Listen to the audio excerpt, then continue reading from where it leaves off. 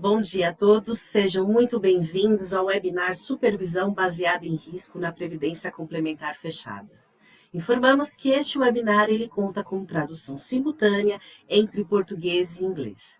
Para selecionar o idioma de sua preferência, basta clicar no botão Interpretação na barra inferior do Zoom e escolher o idioma que deseja ouvir. Esta é mais uma iniciativa promovida pela ABRAP com o apoio das comissões técnicas Sudoeste e Sul de Assuntos Jurídicos, que vem contribuindo ativamente na construção de conteúdos tão relevantes como este. A supervisão baseada em risco é hoje um dos assuntos centrais na agenda regulatória e de governança do nosso sistema. E discutir seus conceitos, práticas e experiências até internacionais é fundamental para que as EFPCs avancem em maturidade, aderência e alinhamento às melhores referências globais. O objetivo do nosso encontro hoje é trazer reflexões importantes, ampliar a visão técnica e inspirar práticas que fortaleçam o dia a dia das entidades. Desde já, eu agradeço a todos vocês a participação e estendo o agradecimento aos nossos palestrantes que gentilmente aceitaram o convite para compartilhar suas visões sobre um tema tão importante. O nosso encontro hoje será um pouco mais enxuto e direto. Nós não teremos aquele momento de perguntas ao vivo no final, mas fiquem tranquilos, vocês podem enviar as suas dúvidas participando e enviando aqui através do QA na barra inferior.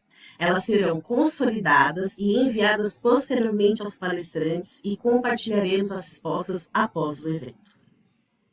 Bom, e agora para iniciarmos oficialmente o nosso encontro e reforçar a importância desse assunto, eu convido a Alexandra Leonel Granado, que é diretora vice-presidente responsável pelo Colégio de Coordenadores de Assuntos Jurídicos da ABRAP, e na sequência, Devani Silva, diretor-presidente da ABRAP. Doutora Alexandra, doutor Devani, sejam bem-vindos e a Alexandra fica à vontade para iniciar. Sejam todos muito bem-vindos, bom dia. Nós iniciamos aqui amanhã em grande estilo, a ABRAP nos proporcionando mais uma manhã de estudos, né? Então, nós vamos passar aí estudando algumas horinhas, ouvindo os especialistas no setor, passaremos pela visão regulatória da Previc, com o doutor Ricardo Pena, as diretrizes e referências internacionais, através das IOPs, com o doutor Darius Stank, e os aspectos jurídicos de governança com o doutor Messina. E aí, essa manhã tenho certeza que será muito produtiva e aprenderemos muito. Então, doutor Devani, bem-vindo, bom dia. E todos. Eu queria aqui também saudar a doutora Alexandra, nossa vice-presidente, trabalho muito bom, nos ajudando bastante, ajuda o sistema, no ajuste da Previdência Privada. O Ricardo Pena, o, o nosso Vitor, que está aqui também juntamente com Messina, também um batalhador antigo aqui que tem feito um trabalho magnífico, né? O Darius, que a gente já conhece, dos nossos eventos internacionais, sempre colaborando com a ABRAP. E eu digo que é uma satisfação enorme abrir este webinar da Comissão de Assuntos Jurídicos sobre um tema que está no centro da agenda regulatória e da boa governança do nosso sistema. A supervisão baseada em risco, que aqui a gente vai destacar. Eu agradeço à comissão, aos convidados e a cada dirigente, conselheiro, técnico e profissional que nos acompanha. Esta conversa estratégica, e ela é mesmo estratégica, porque fala ao mesmo tempo de proteção aos participantes, sustentabilidade dos planos e segurança jurídica para quem administra a previdência complementar. Eu vejo que a supervisão baseada em risco aponta para um modelo preventivo, proporcional e orientado por materialidade. Em ver tudo igual ao mesmo tempo, o supervisor coloca o foco onde o risco é real. Riscos de governança, de investimento, de solvência, de liquidez, processos, cadastros e condutas que possam comprometer a entrega de benefício. E ela tem algumas características centrais. Primeiro, a prioridade por crítica e impacto. Planos e entidades são acompanhados conforme perfil de risco, tamanho, complexidade e relevância, não apenas por um calendário uniforme. Também ela tem uma visão contínua e prospectiva, ou seja, a supervisão deixa de ser só uma fotografia do passado e passa a ser um filme do presente, com monitoramento permanente e ações temáticas. E também tem um diálogo regulatório e indução de boas práticas. O objetivo final é corrigir rota, fortalecer governança e preservar a saúde dos planos antes que problemas se materializem. E aqui eu quero fazer um ajuste essencial e muito direto. A supervisão baseada em riscos precisa ser adotada em sua plenitude pela Previc. Não basta termos instrumentos parciais ou iniciativas pontuais. Precisamos de um modelo integral, consistente e previsível que atravesse toda a atuação supervisora. E isso não depende apenas da vontade da Previc. Passa necessariamente pela modernização da base legal. Um supervisor não consegue operar plenamente um modelo moderno dentro de um arcabouço normativo antigo e que não conversa com a lógica de risco, proporcionalidade, indução de boas práticas.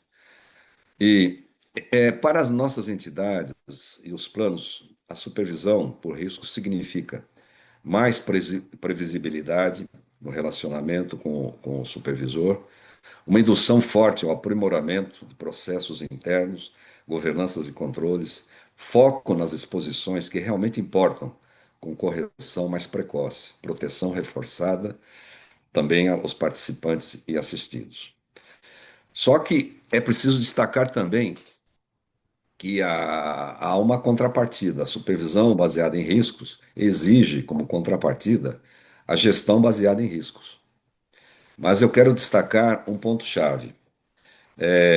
A entidade precisa manter e mapear riscos estratégicos, atuariais de crédito, de mercado, de liquidez, os riscos operacionais, os legais e também os reputacionais. Medir e monitorar esses riscos, mitigar com políticas alinhadas ao apetite de risco e registrar bem as decisões. Isto é ainda mais relevante no cenário atual. Com a possibilidade da redução da taxa de juros, o desafio da rentabilidade aumenta, a pressão sobre o equilíbrio atuarial cresce e o risco de escolhas inadequadas se eleva. Em juros menores, gestão de riscos deixa de ser uma boa prática e vira condição de prudência e sustentabilidade. E aqui, quando eu me falei da base legal, quero referir ao Decreto 4942 de 2003.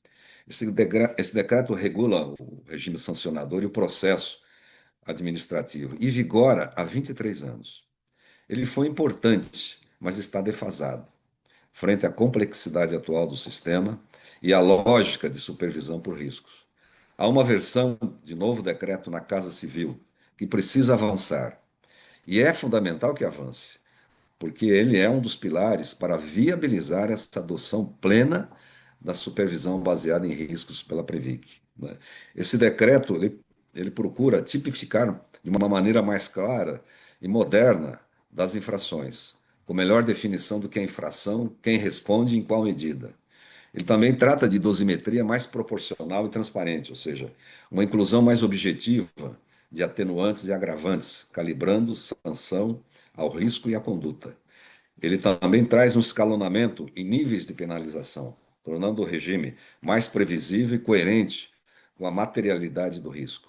E também ele formaliza o termo de ajuste de conduta, instrumento alinhado à lógica, não é, preventiva e corretiva da supervisão por riscos. Ele aprimora também a responsabilização, ou seja, evitando punições genéricas e conectando a responsabilização às alçadas e decisões concretas. E também tem uma revisão da estrutura de julgamento. Isso é muito importante, porque ela separa de uma maneira mais nítida fiscalização e julgamento, ou seja, retira a participação da Previc na segunda instância, ou seja, ela atua na primeira instância. E também, em caso de empate, a aplicação é em dúvida pro réu. Então, eu não queria me estender, mas eu digo o seguinte, que a supervisão baseada em risco é um caminho certo, mas ela precisa ser adotada plenamente pela Previc. Isso só será consistente com a modernização da base legal, especialmente na atualização do decreto a que me referi.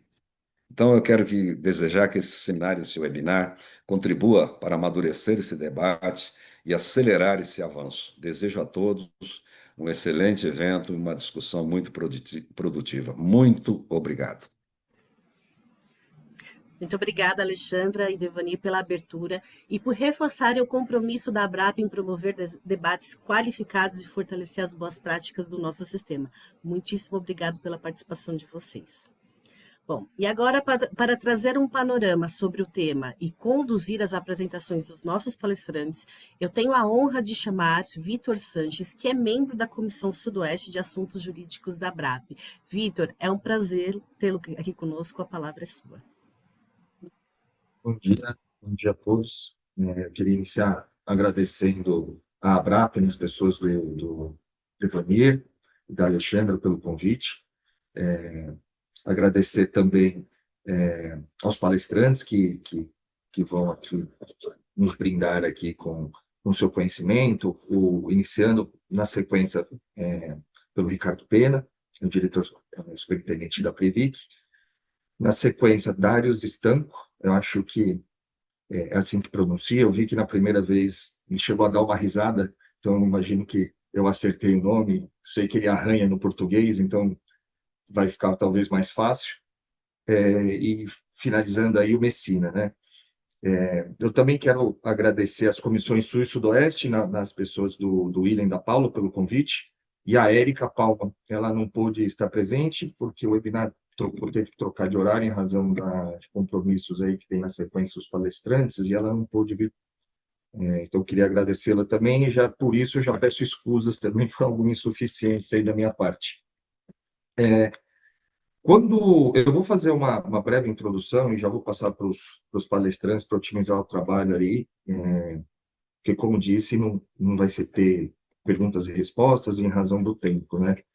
Mas, quando as comissões se reuniram para desenvolver esse tema do webinar, a gente se deparou, talvez, com uma parte da SBR já bem desenvolvida e evoluindo cada vez mais, dia a dia, até como o Devanir colocou no começo, e isso a gente vê com clareza nos processos de investimento das entidades, nas análises prévias de riscos, né, nessa qualificação, na própria fiscalização da Previc. Eu estou lá na CRPC, então, quando a gente pega os processos, a gente vê claramente que eles se deparam direto na identificação do risco que foi feito, nas avaliações de risco, ausência de risco de cada entidade, e nesse lado a gente caminha. A gente teve ali o marco com a CGPC 13, foi extremamente moderna para a época, e colocou pontos que hoje a gente tem desenvolvido na resolução Previc 23, né? A gente teve já lá previsto a segmentação das entidades, no artigo 1º, o ato regular de gestão, no artigo 22, parágrafo 2º, e a própria SBR, ali nos artigos 12 a 15, e esses conceitos foram sendo desenvolvidos ao longo do tempo, e a gente tem hoje eles muito bem postos na 23. Mas o que a gente se deparou, e que talvez seja um caminho também que a gente possa expandir a SBR, nas demais atividades de licenciamento também feitas pela Previc. O artigo 2º da resolução Previc 23, ela traz ali, no desenvolvimento de suas atividades de supervisão e licenciamento, deverá considerar o porte e a complexidade. Então, a gente colocou muito isso em discussão, se seria um campo que a gente poderia caminhar para um desenvolvimento, assim como a gente tem hoje na parte da fiscalização, especificamente ali no artigo 228, a gente tem uma supervisão baseada em risco, talvez em processos mais complexos, ali numa retirada de patrocínio, numa transferência de gerenciamento, alguns estudos, exigências que talvez pudessem ser revistas em razão do porte, da complexidade, plano com pequenas, um plano com poucas pessoas, patrimônio pequeno, talvez alguns estudos não fizessem muito sentido. Então, a gente ficou muito nesse campo de desenvolver também para essa parte da supervisão baseada em riscos. A gente tem alguns processos aí já de licenciamento, algumas atividades que têm essa SBR, a gente vê ali a habilitação automática dos conselheiros das S3, S4, né? o licenciamento automático de regulamentos, de convênio e adesão de modelos certificados, mas a gente nos questionou muito a respeito do campo que a gente pode ter aí para expandir a SBR também nessa parte, até para a gente atender essa plenitude dessa supervisão da Previc, né?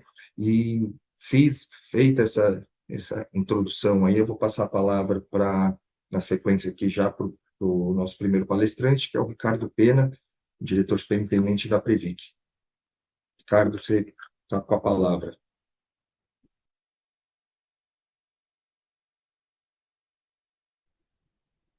Bom dia, tá me vendo? Me ouvindo?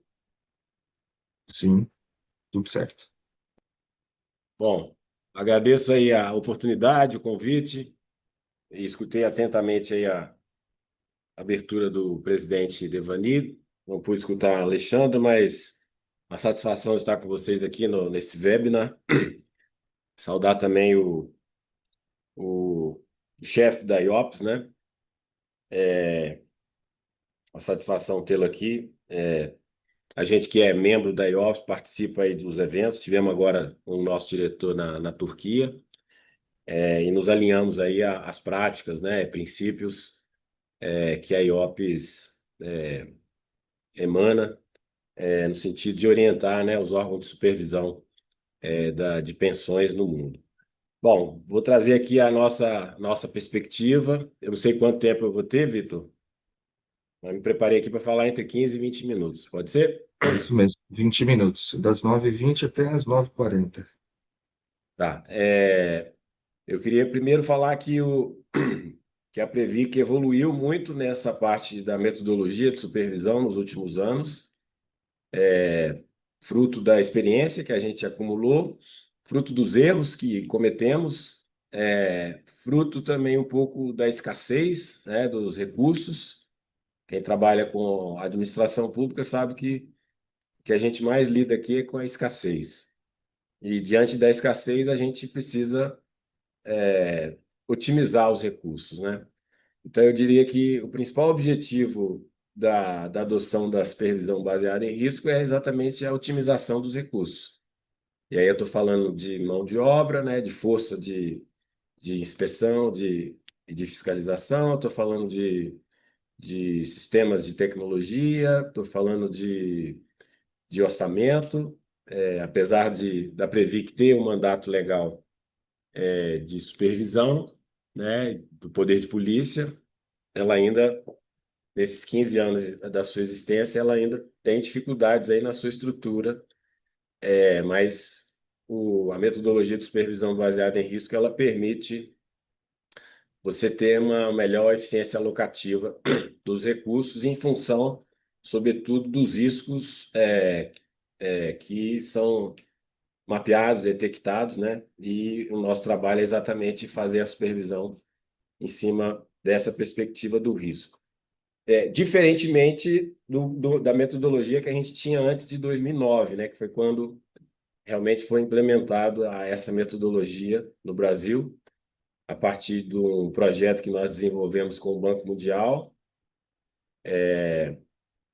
Tivemos aí um consultor lá do The Pension Regulation da Inglaterra, e que nos ajudou um pouco na implementação, né? Foi feito um projeto, ele ficou aqui 2 anos, treinamos as equipes aqui em alguns lugares do mundo, produzimos guias, enfim, foi um período muito, muito fecundo aqui para a autarquia, porque mudou a perspectiva da supervisão.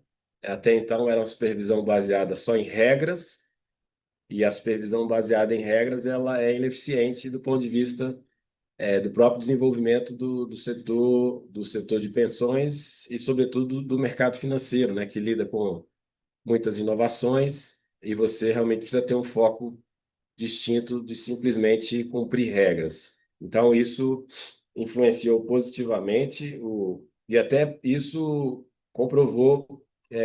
Nós tivemos agora o evento do Banco Master, em que o regime de previdência, o regime próprio de previdência, teve alguns eventos de prejuízo, e nós não tivemos, exatamente porque, além de cumprir a regra, as entidades elas se preocupam com a gestão do risco.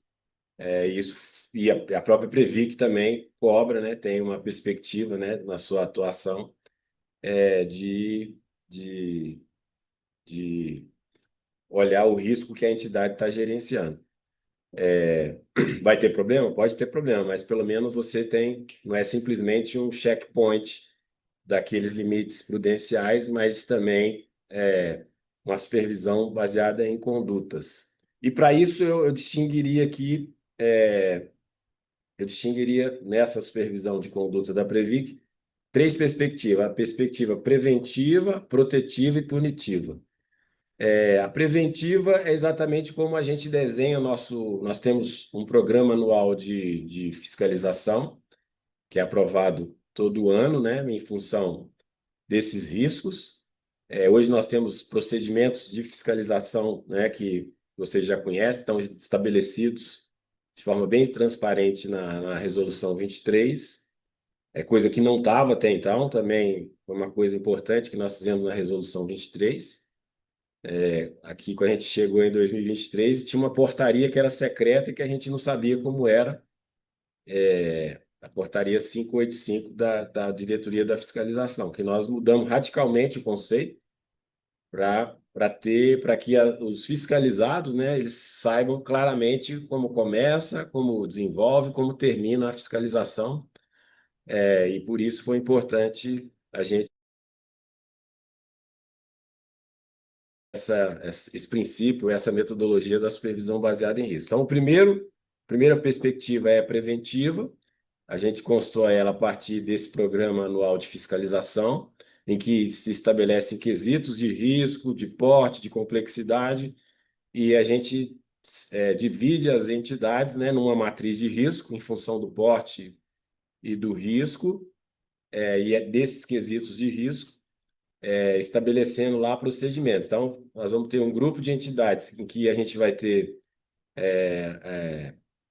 a fiscalização permanente, que a gente chama de on-site, ou seja, permanentemente uma equipe, em função dos riscos, vai estar presente na entidade.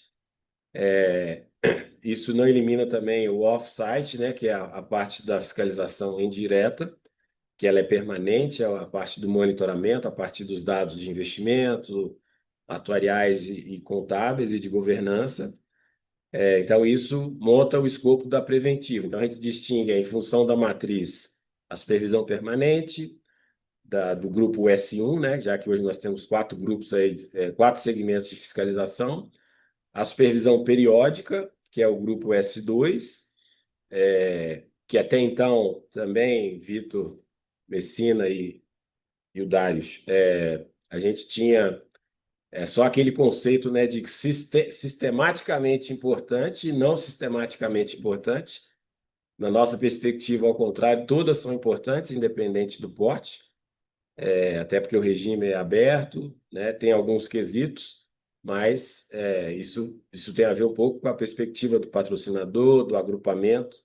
Então, antes você tinha uma espécie de um ranking que só 17 eram importantes, e para nós hoje a segmentação não significa ranking, ela significa, né, uma metodologia que tem uma proporção de supervisão em função do porte e da complexidade. Então, nós temos esses grupos, né, da supervisão permanente, a supervisão periódica, as diligências. Então, as diligências que a gente criou, nós tínhamos entidades aí que nunca tinham sido fiscalizadas, então, nossa perspectiva é que num ciclo de 7 anos todas possam ser fiscalizadas, e aí depende, né, das características, né, num quadro de normalidade nesses 7 anos. Se tiver algum evento, alguma denúncia que chegue a partir dos nossos mecanismos aqui indiretos, a gente também exerce essa fiscalização mais pontual e específica.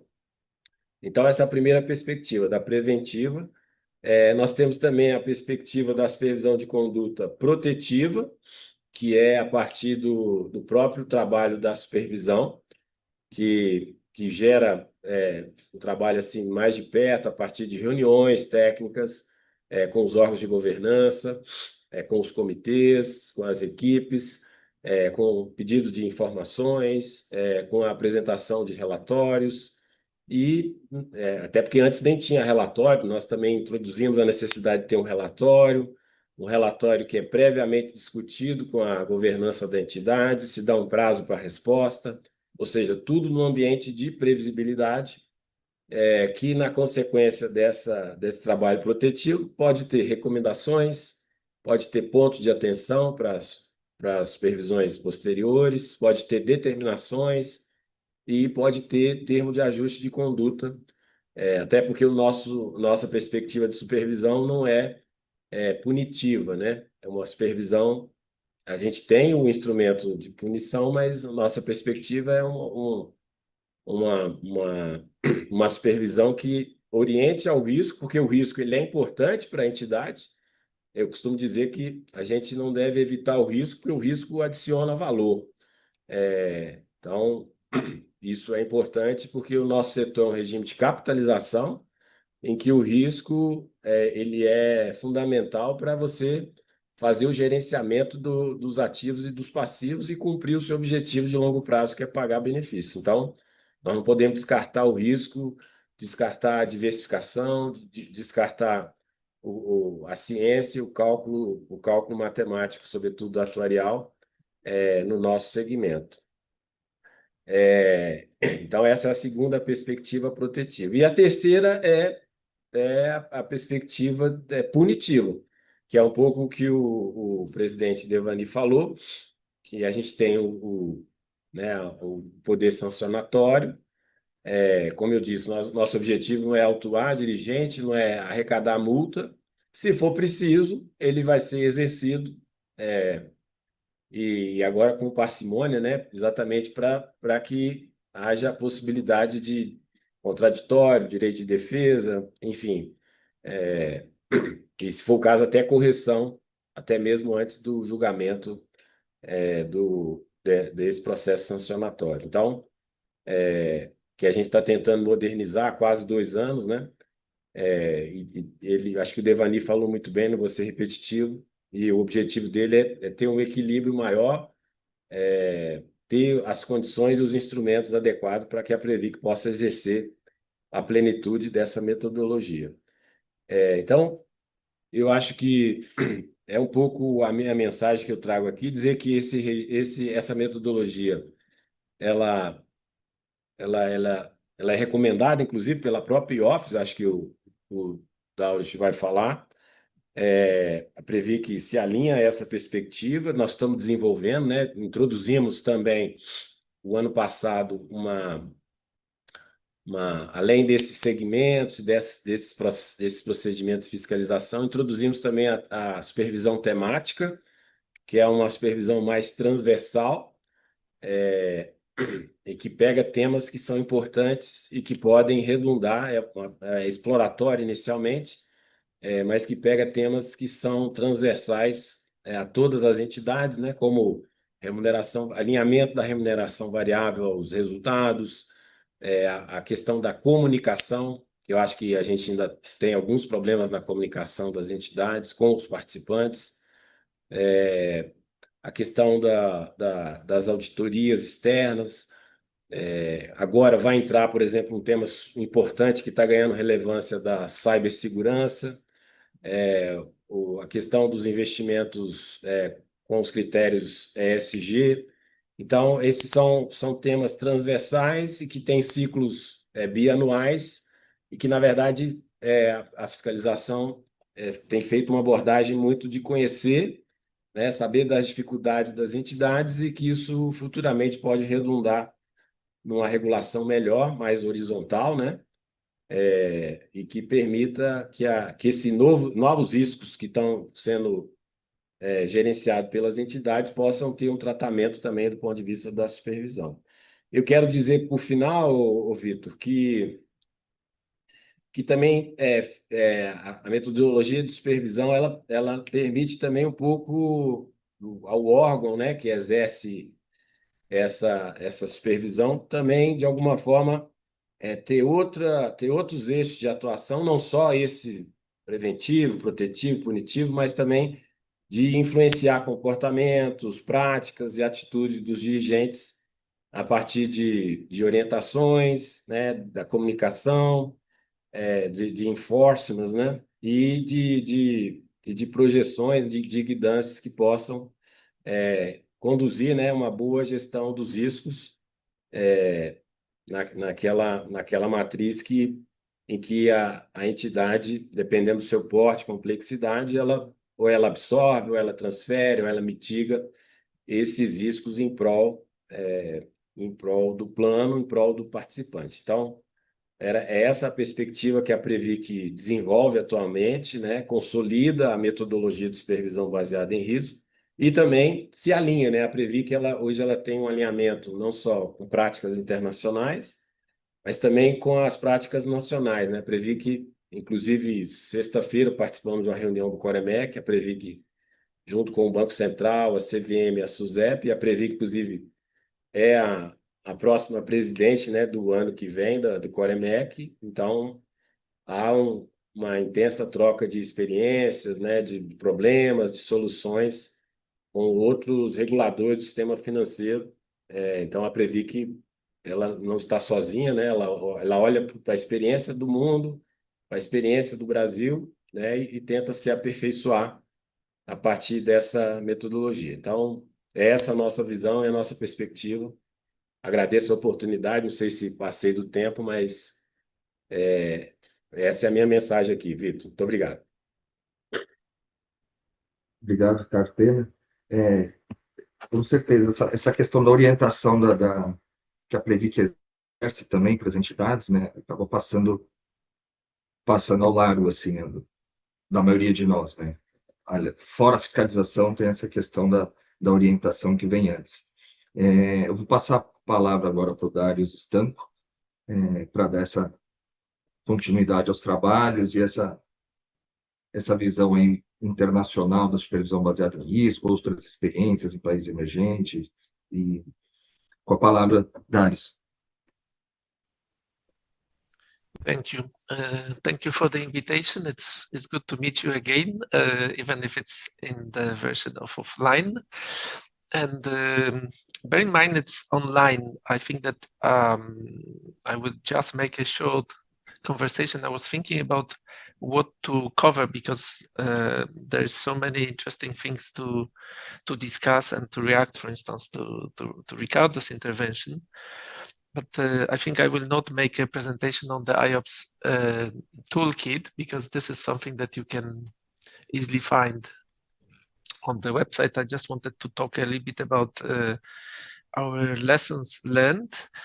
We, as the IOPS, we had a very intensive work on this subject a couple of years ago. It was like we finalized with a couple of publications in 2022, but it does not matter. It does not mean that the risk-based supervision is not important any longer. It is. Actually, we, on yearly basis, when we do the review of our members' needs, let's say, they always mention this is important. We managed to have a couple of workshops this year on the risk-based supervision or the aspects related to this thing. So I'm sure that we will be able to keep you posted on the developments from the different countries. Now, just a couple of points I wanted to say. So first, when we talk about the benefits of risk-based supervision, it's been already mentioned by Ricardo that it's about the proper use of the resources. And this is undoubtedly true, but I would like to draw your attention to other points that we generically specify in our documents. The number 2 is that it increases probability of spotting issues in advance and handling them.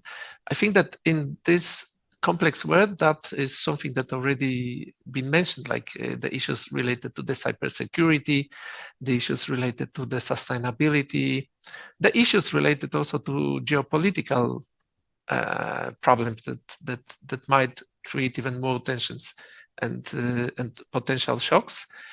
And I think that here immediately what we observe is we see, for instance, that our Australian colleagues, they use now value for money concept as a way to identify, I would say, systemic issue related to the fact that some of the entities are not delivering. And it's not because of the misconduct, it is more because of the nature of those entities themselves. Like if they are not having enough resources, if they are small, if the market is numerous, then it creates some issues for the members. So for instance, from that perspective, this approach also alerts you that as a supervisor, you need to think about some ways to consolidate the market, for instance, and also to exert pressure on those who are not performing well. The third point for the benefits, I think this is something that resonates with the industry. It's I always believe that the risk-based supervision is the perfect system where the pension funds supervise themselves. I mean, they have such a good governance, they have such a good risk management systems that they are not posing issues to the supervisors. Of course, I'm simplifying a little bit, but this is about the incentive that is sent by the supervisor to constantly improve the way they run the business in terms of risk management and governance, so that they receive minimum attention from the supervisor. Of course, some of the entities will still, for example, the reasons of being very, very important from the perspective of their social role, or from the perspective of the size and the interconnectedness. When it comes to the use of the risk-based supervision, it seems that a couple of years ago we did the quick review, and it showed that about 80% of those who responded, which is, I would say, 40% of the all membership, use the risk-based supervision, whether it is fully implemented or whether it's not. I think that since this 2022, the number of institutions has improved, and now it is getting more and more common. Now, the second thing, as I mentioned, we have the toolkit for risk-based supervision, and there are like 5 modules, which in principle correspond to the methodology in general. Like when you look at the way that you should do your risk management, this is like stages. You need to first prepare, you need to identify and classify risks, then you need to measure them, assess them, and then you need to come up with some policy responses as a supervisor. I think that what is interesting is to see that this general concept is being used by different members slightly differently. So maybe now I will jump to the learnings that we had from the report on the risk-based supervision. So we see that those jurisdictions that were using risk-based supervision approach for quite a long time, they've been adjusting the risk factors. And this is something natural because there are maybe even not so many new risks as such, but they can manifest themselves in new ways. So this is one thing. The second thing is that when we have the integrated supervisors, their risk factors definitions are a little bit more high level. They are not that detailed as it is in the case of unified supervisor that is dealing only with the pension funds. Then obviously training and engagement, training of the staff, but also training of the entities in terms of providing the message to the industry, what will be expected. They say, the respondents who've been doing this, they say that it takes about 3 years to have a full maturity of newly implemented approach. And actually, one of the lessons that is suggested, of course, it's not like a hard science, but I think that might be something to consider, is that it should not exceed 3 years. It should be done gradually, but it should not also take too long time. Obviously, this implementation depends on a number of factors like resources, how the industry is cooperating, whether it has enough skills, size and quality of the staff. The challenges, I think that they are always the same. So it's about the internal resourcing and data collection, also stakeholders' expectations and legislative and policy framework, something that we've just heard at the beginning of this event, that you need to have a solid legislation to develop the system. Now, one thing that I found interesting is about the conversation with the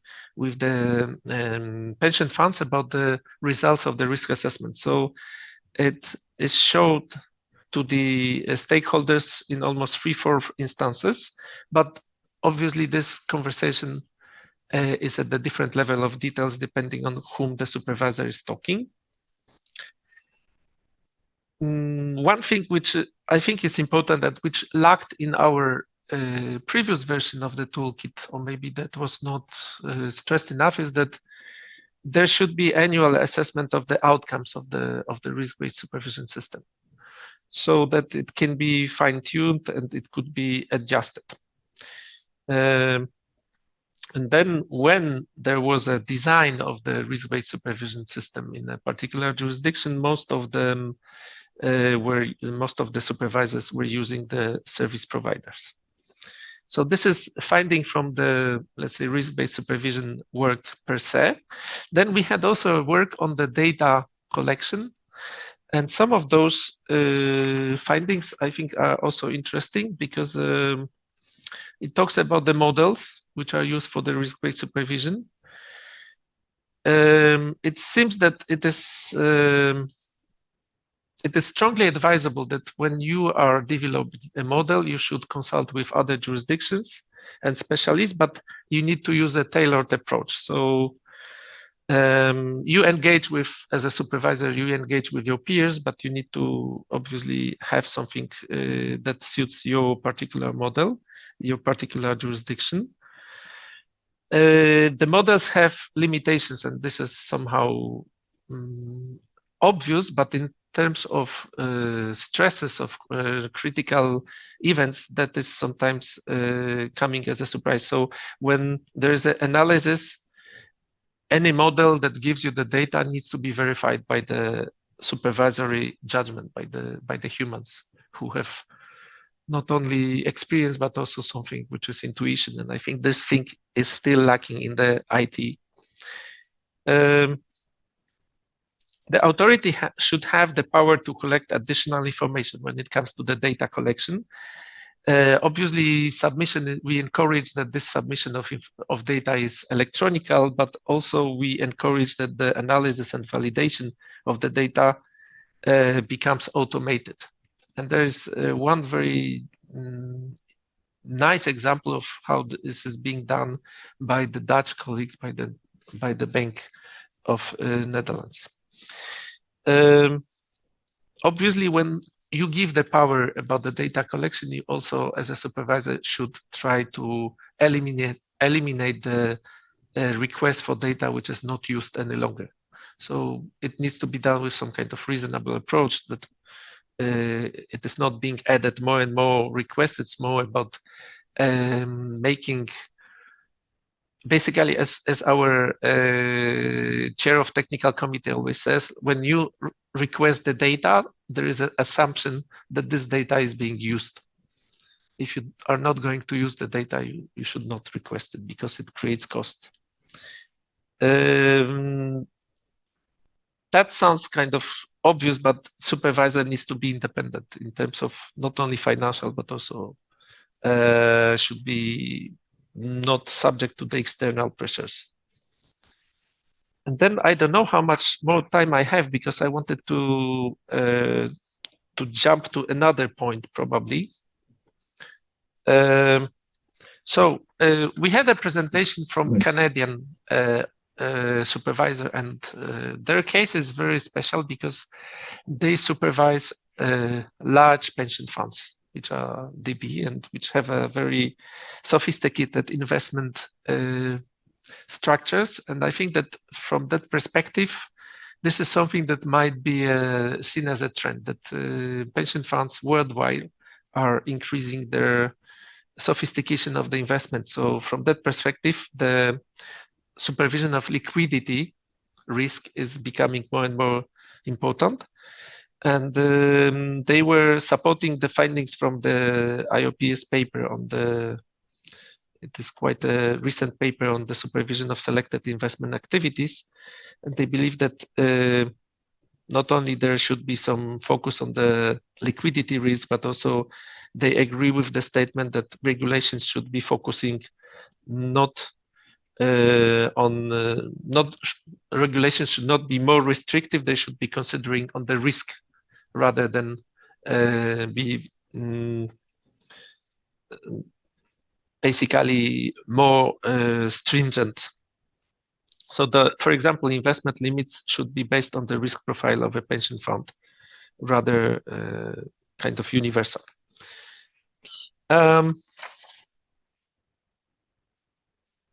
What we observe as a trend is that, as already Ricardo was saying, there's a tendency to do not ranking. There's a tendency to analyze the entities based upon their size and complexity. And in May, we had a workshop where we had examples given by the APRA. And what they do, they use a so-called supervision risk and entity model, which is a philosophy is similar, but the approaches are different. So basically, they group the entities into 4 tiers, they call it, based upon the importance to the Australian community. And here the parameters that take into account are the size, complexity, critical activities, substitutability, interconnectedness, and resolvability. And they review those tiers every year. Then they do the risk assessment across a range of risk categories, but we might say that depending on the tier, this risk assessment is more or less detailed. So if we are dealing with a very huge or very important institutions, there are very detailed risk being taken into account. For example, for the first 2 tiers, which are the smallest, for the pensions, they look at governance, risk culture, remuneration, and accountability, and also business and central functions, which are related to operational resilience, such as strategic planning, cyber risk, and specific risks. And it is worth to emphasize that this is an integrated approach. So they look all the entities like banking and insurance as well. But the menu of the risk they look at differs depending on the industry and also on the tier. Then they give the rating scales with A being minimal and F being critical, which basically means winding the institution. And when there are rating scales A, B, C, that means that they are under the routine inspection, which is like stage 1, with limited engagements from the executive members of the supervisory body. And when they are between D and F, obviously there are some higher stages, and the stage number 2, 3, and 4 is higher. So the stage number 1 is routine supervision. Stage number 2 is heightened supervision, where supervisor becomes a bit more proactive and issues some requests to address particular risks or problems. Stage 3 is escalated action, where more formal actions are needed to investigate and address matters. Stage 4 is formal remediation, where some forceful actions are being taken, and even preparation for enacting resolution plans for those issues which are not solved. And stage 5, as I mentioned, is resolution. So this is in a way similar maybe to the statement from Previc representative, that there are like kind of 3 layers of intensity. One is like preventive, another is protective, and then there is a punitive action. But I believe that by saying punitive action, we mean more about achieving the deterrence effect and improving the problems rather than simply imposing fines. Do I still have time? Because I lost track when I'm online. I can't follow. If I have still a couple of minutes, I can add something on the... No, 5 minutos. 5 minutos, okay. So yes, eu percebo. So the Netherlands has something which is similar. Generally speaking, people tend to think in general ways, but here I would like to emphasize that they have a very heavily automated system. So all of the entities they have, again, they classify them according to the impact category, and then they are under the basic supervisory program, which does not it's something like a routine approach, but it is smaller for lower impact entities. Then, so basically they assume the impact. Then they have the basic program where they establish automated risk scores. Then there's a human factor. It means a person that is checking whether this automated score should not be changed. There is a periodic assessment of risk components, and then they determine the risk profile. And then depending on the risk profile, they either admit the entity to this basic risk program, or they set up the supervisory action. And if it's a supervisory plan, obviously it requires much more efforts from the supervisory authority. There's a long list of the tools, but I don't really have time to cover that. But maybe one more thing is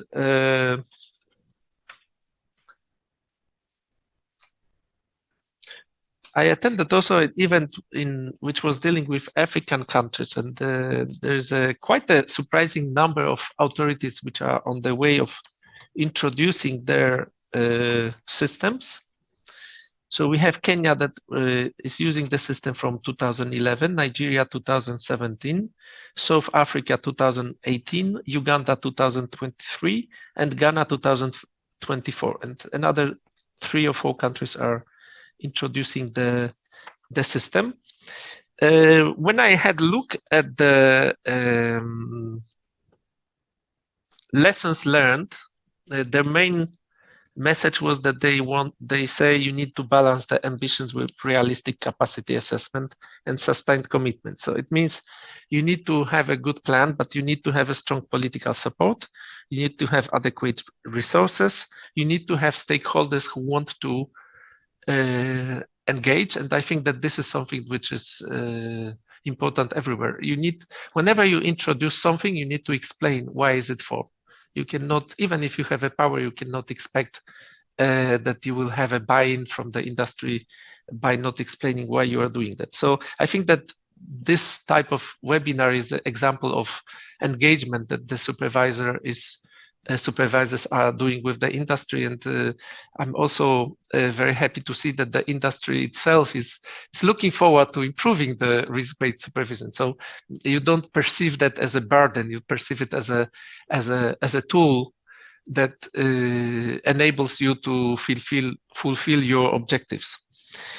One thing which I do not agree with these findings from Africa is that they say you should take more time and you should probably introduce that very gradually. I think that this is something that might create the risk. If it takes longer than this 3 or 4 years, as we mentioned, it might create issues. You might lose your political support, you might lose interest, you might not have resources, and also you might not show the results that you might achieve otherwise. So I think that maybe that's also cultural, but with this I would not agree. So I hope that this is giving you a couple of snapshots of the tendencies that we observe in IOPS. I'm sure that we will be organizing some of the future events also for the supervisors, but also I think that some of those topics will be also present at our global forum or seminars that we will be organizing with our hosts. So with this, I would like to conclude. Thank you for your patience and attention. Obrigado, Darius, pelas experiências relevantes que você trouxe dos outros países. E um ponto que me chama a atenção é que, para a gente, realmente, de tudo que você falou, o risco cibernético, né? Acho que a gente teve, a partir de 2018, a Lei Geral de Proteção de Dados, e a gente, falando por mim, a gente tinha o costume de ter, quanto mais dados, melhor, né? Do participante. A gente vê que isso pode ser um passivo hoje em dia, né? Você tem, e a gente tem essa minimização dos dados pessoais, eu acho que, e outras infinitas proteções que tem que ter em relação aos dados pessoais, é algo que a gente acha que também, com o advento da Lei Geral de Proteção de Dados, a gente vai ter cada vez mais evoluir na SBR também nesse ponto. Bom, vou passar a palavra para o Messina, para finalizar aí a parte das palestras, antes né, de a gente passar depois para o encerramento. Messina, você ficou com a palavra aí de 20 minutos, tá bom? Bom, Vitor, muito obrigado. Eu agradeço na pessoa do nosso presidente Devanir, do William e da Érica pela organização do webinar e cumprimento a apresentação dos meus antecessores, que mostraram o quão extenso é o tema, pelo qual eu vou passar uma apresentaçãozinha que eu já vou compartilhar na tela, repassando esses aspectos que foram colocados por todos aí. Supervisão baseada em riscos, né?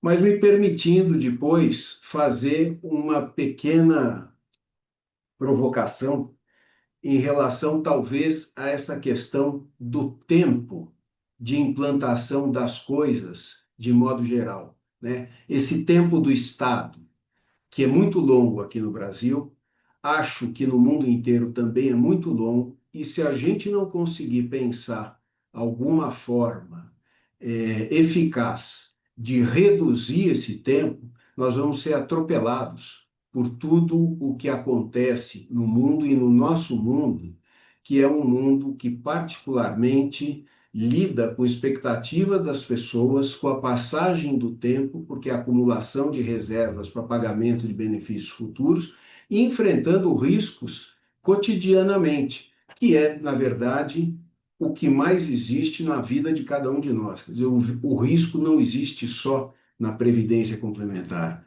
O risco existe a partir do momento que você acorda todo dia até o final da sua existência. E no mais, o que nós temos que fazer é a administração desse risco, ou desses riscos. E, em função disto, acho que a supervisão baseada em riscos, ela não deve olhar para o risco com um aspecto de aterrorizamento, né? Com um aspecto de culpabilidade, mas sim como um elemento da equação e avaliar a gestão, esta sim, quer dizer, as ações que são feitas pelos responsáveis em relação à mitigação desses riscos. Então, vamos passar aí para a apresentação esses desafios práticos. Primeiro, acho que é super louvável o que a Previc fez ao consolidar uma série de normas em 2003, já sob a batuta do Ricardo Pena, a respeito, nesta resolução Previc 23 de 2023, onde a gente encontra já esses dois dispositivos que falam expressamente nos conceitos de supervisão baseada em risco, o artigo 228, e no artigo 241 fala da importância de não se coletar informações desnecessárias na gestão.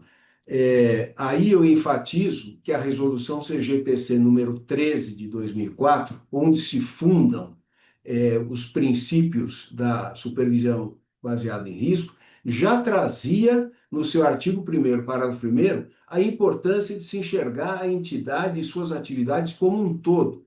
Então, me parece equivocado a gente insistir em pensar que devemos analisar a gestão através de uma ou outra ação específica. Não seria esse o caso. Nós temos a portaria Previc 539, de junho de 2025, que classifica as entidades por essas grandezas, né? Número de participantes, número de patrocinadores, patrimônio, tipos de ativos, mas quais os critérios objetivos para definir gestão baseada em risco? Para que o dirigente tenha um apoio para conseguir compreender exatamente como ele deve se conduzir. Nós tivemos e temos os guias de melhores práticas que, embora não apontem, auxiliam na definição desses critérios e não estão atualizados desde 2022.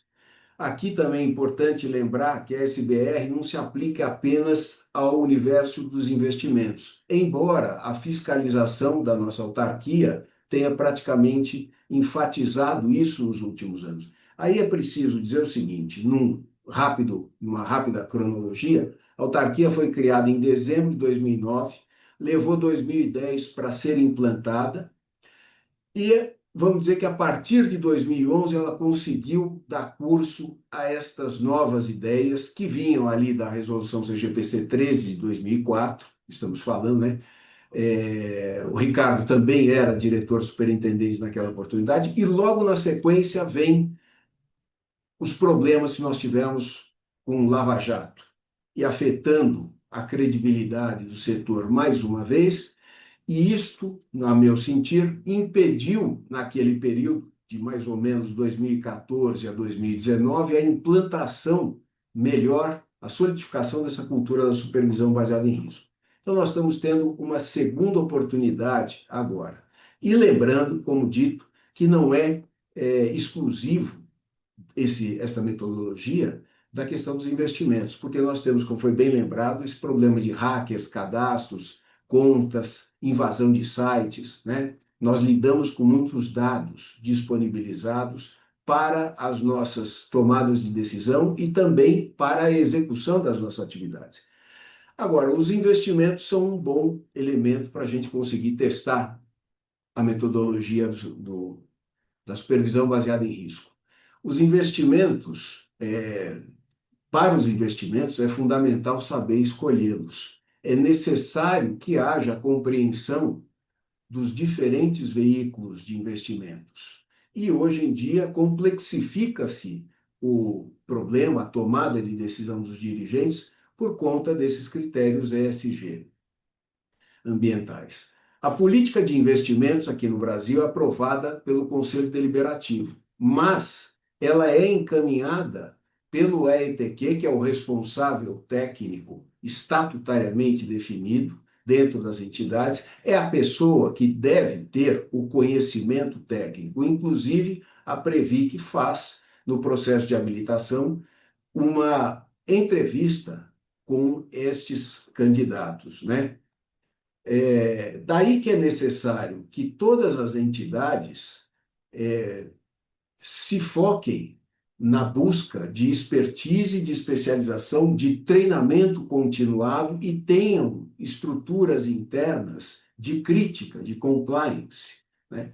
Essa prática seja disseminada constantemente, né? E elementos de checagem de sua evolução sejam estabelecidos. É claro que nós vivemos da necessidade de rentabilização de investimentos, até por conta de diversos índices que parametrizam a acumulação dos recursos.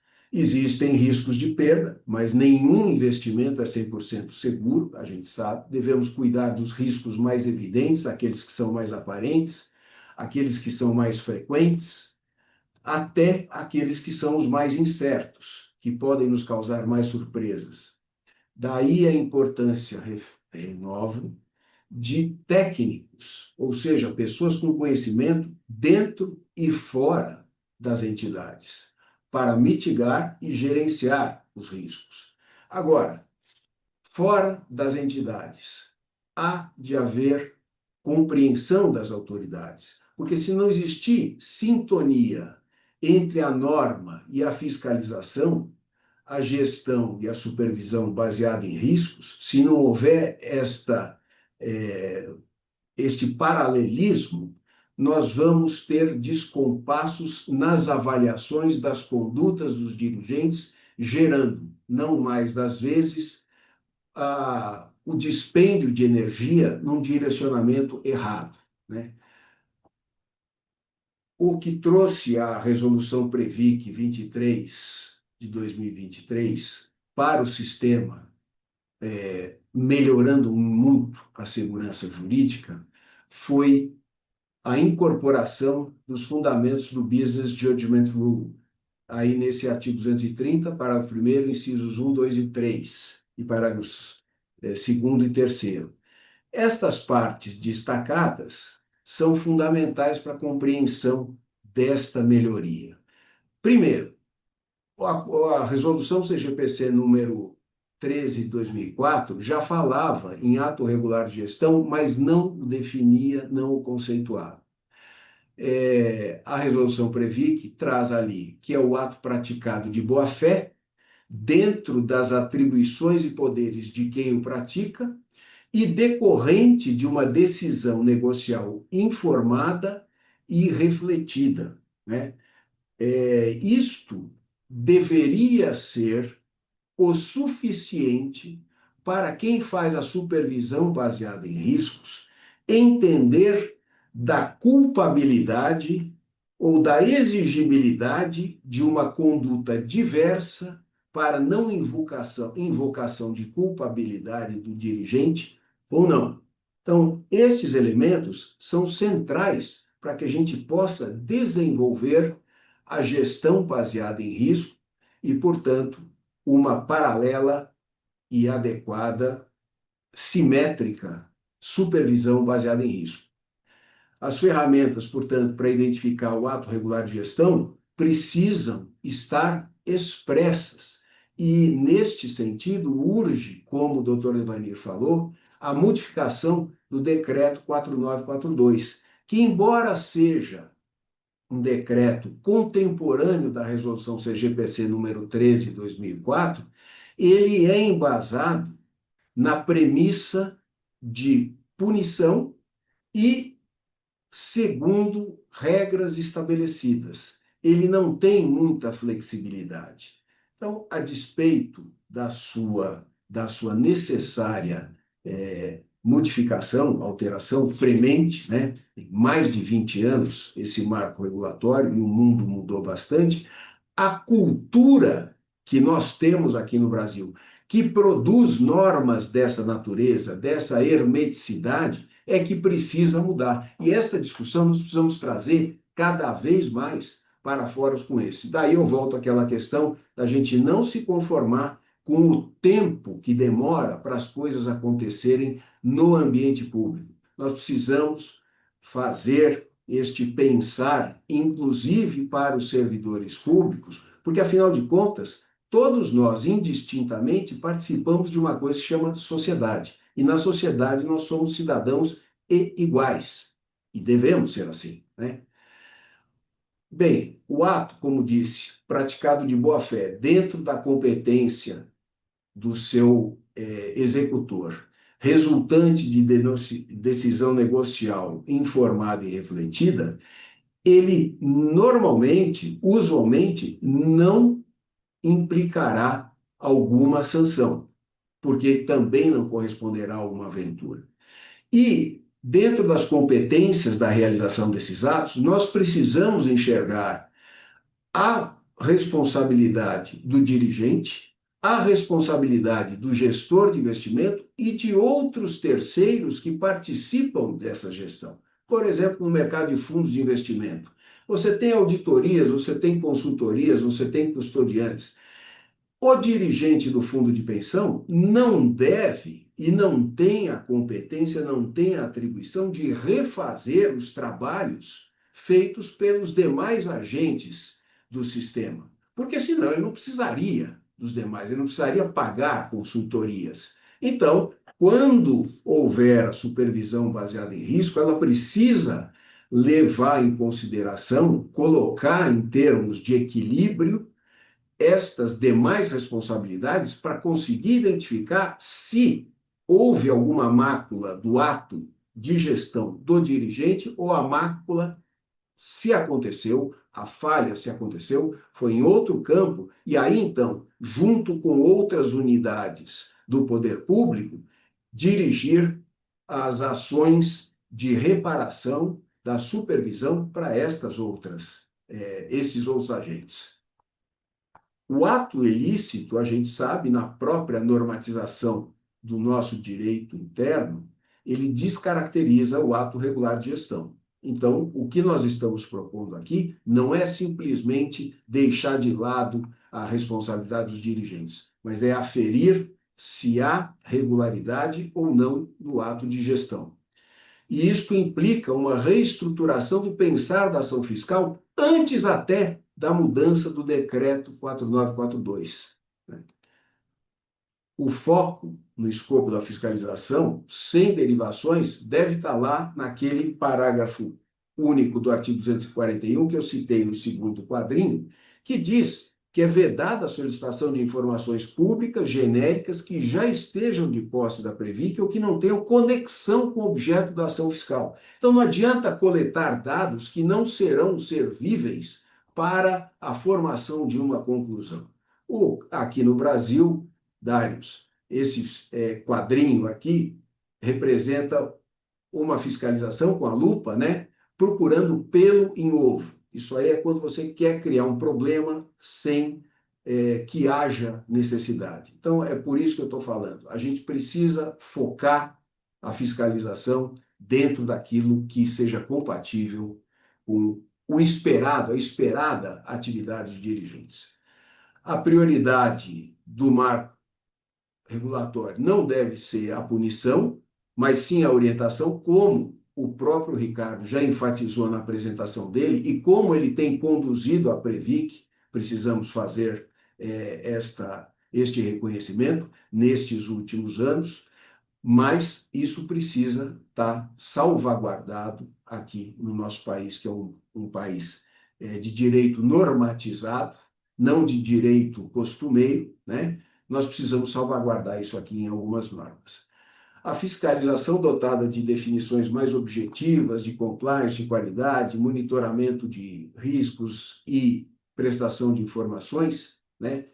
Isso deve ser uma prática constante de aperfeiçoamento. E unificação, porque vamos lembrar, nós temos 6 escritórios regionais da Previc com equipes distintas de fiscalização e precisaríamos ter uma uniformização desses entendimentos sempre. Bom, gestão e supervisão adequadas se equivalem ou propiciam segurança jurídica. E é isso que nós precisamos para poder crescer e evoluir em nosso sistema.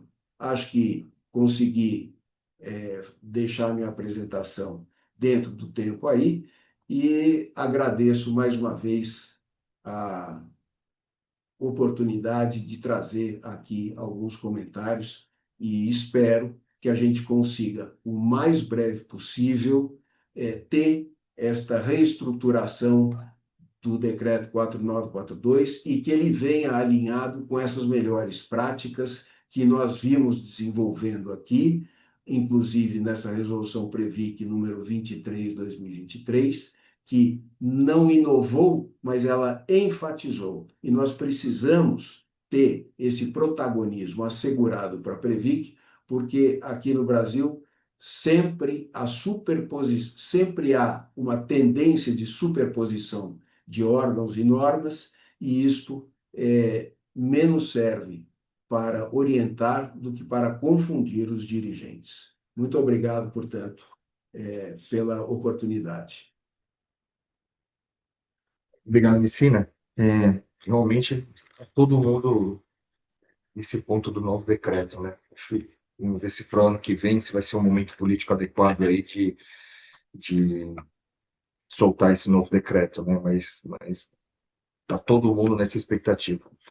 Obrigado a todo mundo pela participação, Ricardo Pena, Darius, Messina, e devolvo a palavra para você, Daniela. Obrigada, Vitor, por contextualizar tão bem o tema e pela excelente condução das apresentações. Bom, pessoal, acompanhando a audiência e a riqueza dos conteúdos de hoje, fica claro que esse tema ele renderia tranquilamente um dia inteiro de discussões, mas infelizmente a gente está chegando ao final do nosso encontro. Agradeço aos palestrantes, o Dr. Ricardo Pena, o Darius Estanco e o Dr. Roberto Messina, por compartilharem conosco seus conhecimentos e as experiências. Reforço também o nosso agradecimento às comissões técnicas Sudoeste e Sul de Assuntos Jurídicos da ABRAP, que tornaram este evento possível, e, é claro, o nosso muito obrigado a cada um de vocês que estiveram conosco e fizeram deste momento um momento muito especial e de muito conteúdo. Lembrando que este webinar ele ficará gravado e posteriormente disponibilizaremos no canal do YouTube da ABRAP. Assistam novamente e compartilhem com suas equipes e colegas. E em nome da ABRAP, eu agradeço mais uma vez a presença de todos e espero revê-los em nossos próximos eventos. Tenham uma excelente semana e até breve.